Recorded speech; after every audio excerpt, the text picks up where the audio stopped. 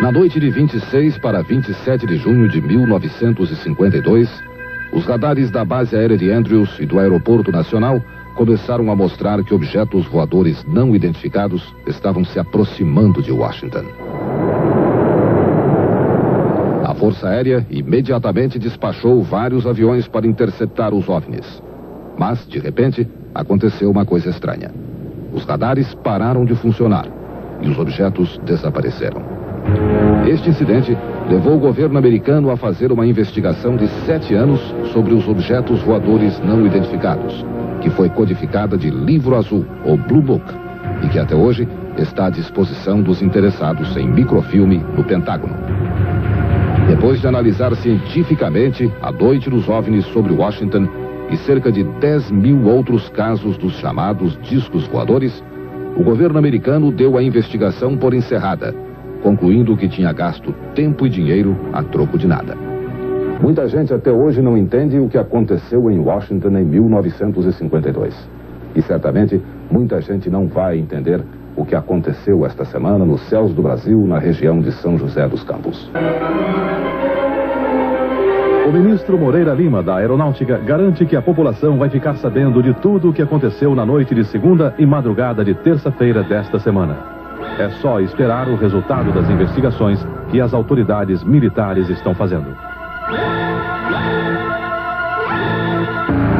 Pesquisadores civis sempre afirmaram que os militares sabem muito sobre OVNIs, mas escondem essas informações do público. Isso é verdade ou fantasia? Novembro de 54. O coronel Adil Oliveira, chefe do Serviço de Informações do Estado-Maior da Aeronáutica, declara em palestra promovida pela Escola Superior de Guerra: os governos devem investigar o fenômeno OVNI cuidadosamente. Maio de 86. O ministro da Aeronáutica, brigadeiro Otávio Moreira Lima, chama a imprensa para afirmar: todo o sistema de defesa aérea nacional tinha sido posto em alerta por causa do aparecimento de 21 OVNIs sobre o céu de São Paulo.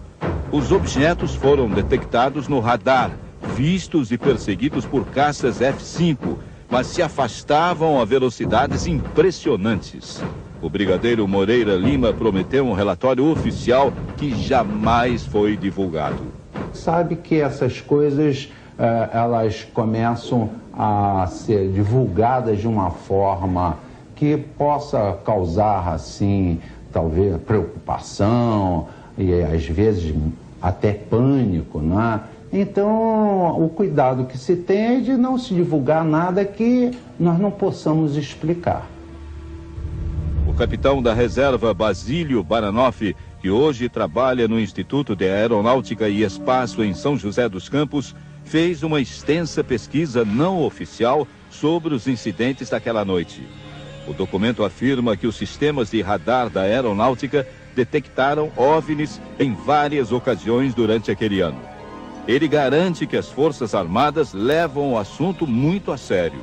E revela que em 69, o comandante da 4ª Zona Aérea, brigadeiro José Vaz da Silva, morto há 3 anos, criou o CIOANI, Sistema de Investigação de Objetos Aéreos Não Identificados.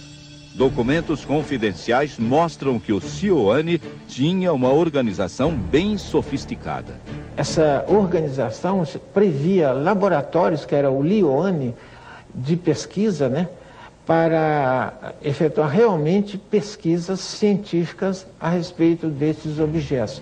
De 69 a 72, o CIOANI publicou boletins reservados contendo dezenas de relatos de aparições de OVNIs.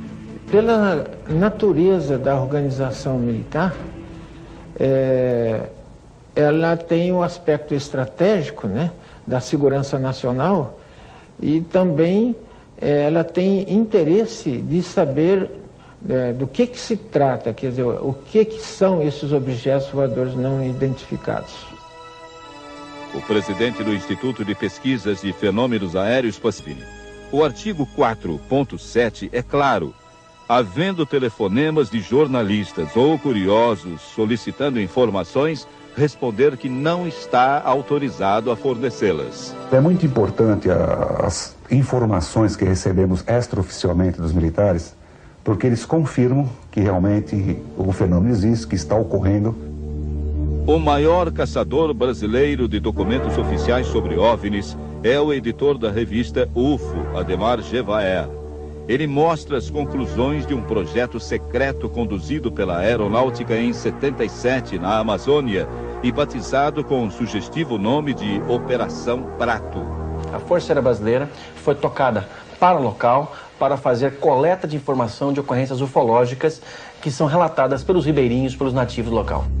Quando pediu autorização para publicar os documentos, Jevaer recebeu do comando do Estado-Maior da Aeronáutica a seguinte resposta: a documentação é sigilosa e deve ser evitada sua divulgação à imprensa de forma a evitar embaraços desnecessários. O fotógrafo Almiro Baraúna conhece bem o sigilo imposto pelos militares ao assunto OVNI. Em janeiro de 58, participando de uma missão científica a bordo do navio Almirante Saldanha, da Marinha, fotografou um enorme disco voador sobre a ilha de Trindade. Os oficiais teriam pedido que Baraúna não divulgasse as fotos. Eles me explicaram o seguinte: é que esse negócio for muito divulgado, pode causar pânico na população. O fotógrafo conta também que dias depois foi entrevistado em dependências do Serviço Secreto da Marinha. Tem uma sala, uma instalação parecendo com cofre de banco. Aquelas gavetas. Eu vi em cima da mesa, uma mesa grande, uma série enorme de fotografias de disco, todo tipo efetivo. Um oficial da Aeronáutica, que não pode ser identificado, entregou ao Fantástico a gravação de um diálogo entre operadores do Sintacta em Brasília e 2 pilotos civis no momento em que estariam sendo seguidos por discos voadores. Brasília ao Transbrasil. Na sua escuta, prossiga. Ele, inclusive, agora está mais próximo da gente, está numa velocidade violenta. Ele está aqui à nossa direita. Já contato visual com alguma forma de aeronave? Não, negativo, porque a luz é muito violenta. Ela está realmente, aparentemente, nos seguindo. É como se estivesse fazendo um voo de esquadrilha conosco. Para a sua informação, temos outra aeronave, outro alvo à nossa esquerda também. De fato, estamos verificando 2 alvos. São 2 alvos que estamos verificando no nosso scope aqui. Scope é a tela do radar. Seriam aeronaves com cores diferentes. Abaixo é vermelha e acima é branca. Positivo, estamos cientes. O mais recente caso a chamar a atenção das autoridades ocorreu no Rio Grande do Sul, com o empresário e piloto Haroldo Westendorf. Ele conta que em outubro do ano passado, quando sobrevoava a Lagoa dos Patos, avistou um objeto desconhecido que girava lentamente sobre seu próprio eixo. Segundo os cálculos do piloto, o objeto teria uns 70 metros de altura e uma base com aproximadamente 100 metros de diâmetro. Uma espécie de cúpula se abriu na parte de cima. Dela saiu um disco voador na vertical e disparou em altíssima velocidade. O piloto começou uma aproximação para tentar ver alguma coisa através da parte que se abriu no OVNI. Mas de lá saíram ondas ou raios avermelhados, o que assustou o empresário. Logo depois, o objeto disparou na vertical. O que torna o relato ainda mais misterioso é que um operador da Infraero, alertado pelo rádio, também viu o tal objeto. Daqui, do aeroporto, estava sendo um objeto na forma de triângulo com vértice superior arredondado. E uns 10 ou 15 minutos depois, esse objeto sumiu na vertical. Procurado pelo Fantástico, o Ministério da Aeronáutica enviou fax dizendo que não se pronuncia sobre o assunto OVNI. Mas, se o ex-ministro Celso Furtado estiver certo, temos um presidente que já viu um disco voador. Aconteceu em Fortaleza, em 79. Dona Ruth Cardoso também estava lá. Todos Testemunhamos que esse objeto era realmente estranho no sentido de que ninguém teve uma explicação para o fato. Era um objeto com a luz intensa, mas não muito irradiante. E que eu pensei que fosse um helicóptero, mas ele se deslocou verticalmente e de forma brusca, em seguida horizontalmente. Hoje, o presidente Fernando Henrique não quer falar sobre o episódio.